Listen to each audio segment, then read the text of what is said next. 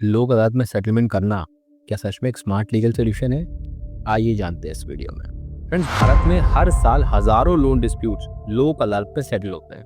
Bank NBFCs के लिए ये रिकवरी का एक फास्ट मैकेनिज्म है और लोन बोरोअर्स के लिए सेटलमेंट की एक सही अपॉर्चुनिटी।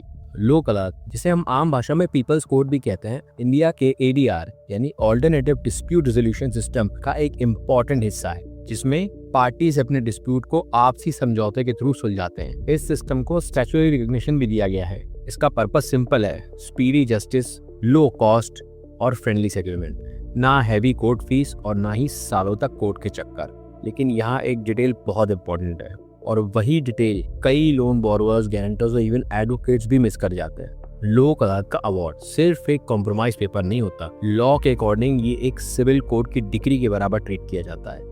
और सबसे इंटरेस्टिंग बात, इस अवार्ड के अगेंस्ट नॉर्मली कोई अपील नहीं हो सकती, और यहीं से शुरू होती है लोक अदालत की असली लीगल रियलिटी। तो बने रहना है आपको इस वीडियो में एंड तक, क्योंकि इस वीडियो में हम लोक अदालत से जुड़े उन सभी प्रैक्टिकल क्वेश्चंस के आंसर्स देने वाले हैं जो हर लोन बोरोअर के दिमाग में कभी न कभी जरूर आए होंगे। और हो सकता है इस वीडियो में आपको अपने केस से जुड़ा कोई ऐसा लीगल पॉइंट मिल जाए जो आपकी बहुत सारी कंफ्यूजन को दूर कर दे। तो वीडियो को लाइक जरूर कीजिए और चैनल को सब्सक्राइब कर लीजिए, ताकि ऐसी इंपॉर्टेंट लीगल अपडेट्स आप तक इजीली पहुंचते रहे। तो बहुत लोगों को लगता है कि लोक अदालत भी एक नॉर्मल कोर्ट की तरह जजमेंट देती है, लेकिन रियलिटी थोड़ी अलग है। लोक अदालत टेक्निकली डिसीजन प्रोनाउंस करती है, वो पार्टीज के बीच कॉम्प्रोमाइज सेटलमेंट करवाती है। यहाँ जजेस केस में जीत या हार डिसाइड नहीं करते, बल्कि कंप्लेनेंट और ऑपोजिट पार्टी जैसे लोन बोरोअर और बैंक एनबीएफसीज के बीच एक म्यूचुअली एक्सेप्टेबल सेटलमेंट पर पहुंचने की कोशिश करते हैं। तो ये क्लियर है, लोक अदालत एक सेटलमेंट प्लेटफॉर्म है। लेकिन अब सवाल ये आता है कि लॉ एक्चुअली लोक अदालत को कैसे ट्रीट करता है, क्योंकि प्रैक्टिकल दुनिया में बहुत से बोरोअर सिर्फ इतना जानते हैं कि बैंक ने लोक अदालत का नोटिस भेज दिया है, लेकिन उस नोटिस के पीछे जो लीगल स्ट्रक्चर काम करता है वो काफी इंटरेस्टिंग है और इम्पोर्टेंट भी।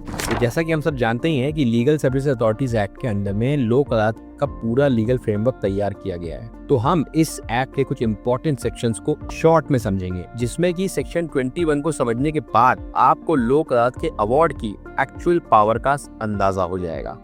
तो सबसे पहले सेक्शन 19, लोक अदालत को ऑर्गेनाइज कौन करता है। सेक्शन 19 सबसेक्शन 1 के अकॉर्डिंग लोक अदालत ऑर्गेनाइज कर सकते हैं state legal service authorities, district legal service authorities, supreme court legal service committee, high court legal services committee. Simple words में सिस्टम विलेज लेवल से लेकर सुप्रीम कोर्ट लेवल तक स्ट्रक्चर्ड है। अब लोक अदालत में बैठता कौन है? कई लोग सोचते हैं कि यहाँ कैजुअली कॉम्प्रोमाइज करवा दिया जाता है, लेकिन सेक्शन 19 का सबसेक्शन 2 एक इंपॉर्टेंट चीज यहाँ बताता है। तो लोक अदालत जनरली कंसिस्ट करती है सर्विंग या रिटायर्ड जुडिशियल ऑफिसर्स और कुछ अदर क्वालिफाइड पर्सन से। अब सेक्शन 19 की सबसेक्शन 5 को समझना बहुत इंपॉर्टेंट है लोक अदालत की वर्किंग को समझने के लिए। ये हमें बताता है कि कौन से केसेस लोक अदालत सॉल्व कर सकती है। अगर कोई केस पहले से किसी कोर्ट में चल रहा है तो उसे लोक अदालत रेफर किया जा सकता है। हर मैटर का कोर्ट में पेंडिंग होना भी जरूरी नहीं है। कई disputes, specially loan recovery matters, pre litigation stage पर ही लोक अदालत तक पहुंच जाते हैं। लेकिन लॉ यहाँ एक इम्पॉर्टेंट लिमिटेशन भी लगाता है। हर डिस्प्यूट लोक अदालत में सेटल नहीं हो सकता। लोक अदालत सिर्फ उन मैटर्स को एंटरटेन कर सकती है जिनमें सेटलमेंट लीगली पॉसिबल हो, जैसे bank loan settlements, money recovery disputes, cheque bounce के matters, motor accident claims, traffic challan, electricity disputes. ऐसे केसेस कॉमनली लोक अदालत तक पहुंचते हैं। लेकिन सीरियस क्रिमिनल ऑफेंसेस जो नॉन कंपाउंडेबल नेचर के होते हैं, उन्हें लोक अदालत एंटरटेन नहीं कर सकती, क्योंकि ऐसे केसेस में फुल ट्रायल मैंडेटरी होता है। वहां सेटलमेंट नहीं बल्कि कन्विक्शन या एक्विटल डिसाइड होता है। सेक्शन 20, केसेस लोक अदालत तक पहुंचते कैसे हैं।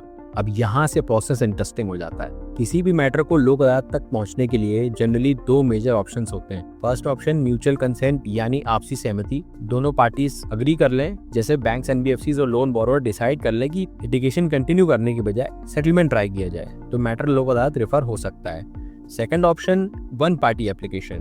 कई बार सिर्फ एक पार्टी एप्लीकेशन देती है, जैसे लोन बोरोअर रिक्वेस्ट करता है या बैंक्स एनबीएफसीज कोर्ट से कहते हैं कि मैटर सेटलमेंट के लिए लोक अदालत भेज दिया जाए। अगर कोर्ट को लगता है कि कॉम्प्रोमाइज पॉसिबल है तो वो केस रेफर कर सकता है। प्री लिटिगेशन मैटर्स भी आते हैं, जैसे कि हमने पहले भी डिस्कस किया। लोक अदालत में प्रेजेंट हुआ केस किसी कोर्ट में पहले से पेंडिंग हो ये जरूरी नहीं, इसलिए बैंक्स एनबीएफसीज के loan disputes pre litigation stage पर ही लोक अदालत तक पहुंच जाते हैं, यानी एक फॉर्मल केस फाइल होने से पहले ही सेटलमेंट डिस्कशन स्टार्ट हो जाता है।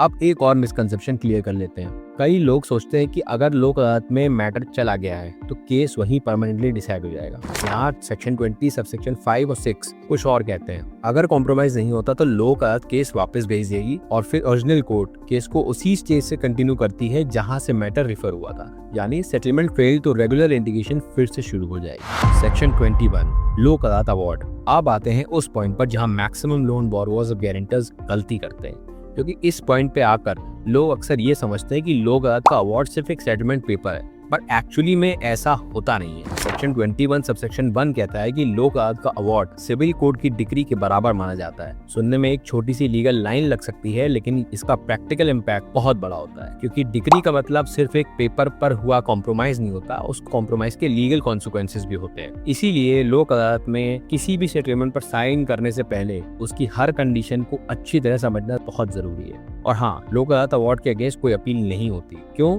यहाँ पर सेक्शन 21 सबसेक्शन 2 कहता है लोक अदालत का अवार्ड फाइनल और बाइंडिंग है, यानी एक बार दोनों पार्टीज अपनी मर्जी से सेटलमेंट कर लेती हैं और उसके बेसिस पर अवार्ड पास हो जाता है तो उस अवार्ड के अगेंस्ट नॉर्मली अपील का प्रोविजन नहीं होता। रीजन काफी सिंपल है। लॉ ये मानता है कि सेटलमेंट किसी प्रेशर या फोर्स से नहीं बल्कि दोनों पार्टीज की आपसी सहमति से हुआ है। इसी वजह से लोक अदालत में किया गया हर सिग्नेचर सिर्फ एक फॉर्मेलिटी नहीं बल्कि एक इम्पोर्टेंट लीगल डिसीजन होता है। अब थ्योरी समझने के बाद आते हैं प्रैक्टिकल ग्राउंड रियलिटी पर, क्योंकि जब लोन बोरोवर्स को लोक अदालत का नोटिस मिलता है तो सबसे पहला रिएक्शन यूजुअली कानून की व्याख्या का नहीं बल्कि नोटिस से जुड़े नतीजों का होता है। और यही वो पॉइंट है जहाँ मिस इन्फॉर्मेशन सबसे ज्यादा सर्कुलेट होती है। तो लोक अदालत नोटिस मिलने पर एक लोन बोरो को एक्चुअली करना क्या चाहिए? क्या लोक अदालत को अवॉइड करना चाहिए या स्ट्रेटेजिकली यूज करना चाहिए? आंसर सिचुएशन स्पेसिफिक है, लेकिन ऑनेस्टली कहूँ तो कई जेन्युइन लोन डिफॉल्ट केसेस में लोक अदालत प्रैक्टिकल रिलीफ की अपॉर्चुनिटी भी बन सकती है। लोक अदालत लोन बोरोवर्स के लिए कैसे यूजफुल हो सकती है, इस अकेले सवाल के जवाब से आपको लोक अदालत की इंपॉर्टेंस और इसका बेनिफिट समझ आ जाएगा। तो लोक अदालत का सबसे पहला एडवांटेज, सबसे पहला बेनिफिट क्या है? वो है कॉस्ट। नॉर्मल लिटिगेशन में court fees, advocate fees, multiple dates, travel cost और सालों कोर्ट के चक्कर, ये सब एक लोन बोरोवर को फाइनेंशियली और मेंटली एग्जॉस्ट कर सकते हैं। वहीं Lok Adalat comparatively low cost mechanism provide करती है। जनरली लोक अदालत की कोई सेपरेट कोर्ट फीस नहीं होती और कई सिचुएशंस में पार्टीज हैवी लिटिगेशन कॉस्ट के बगैर सेटलमेंट पर आ सकते हैं। नेक्स्ट है स्पीड, सबसे बड़ा practical advantage. Regular civil recovery suit कभी कभी सालों तक पेंडिंग रह सकता है, लेकिन लोक अदालत का ऑब्जेक्टिव ही स्पीडी डिस्पोजल है। कई मैटर्स सेम डे सेटल हो जाते हैं, कभी कभी 2 से 3 घंटे की नेगोशिएशन महीनों या सालों की लिटिगेशन रिप्लेस कर देती है। थर्ड है पनिशमेंट।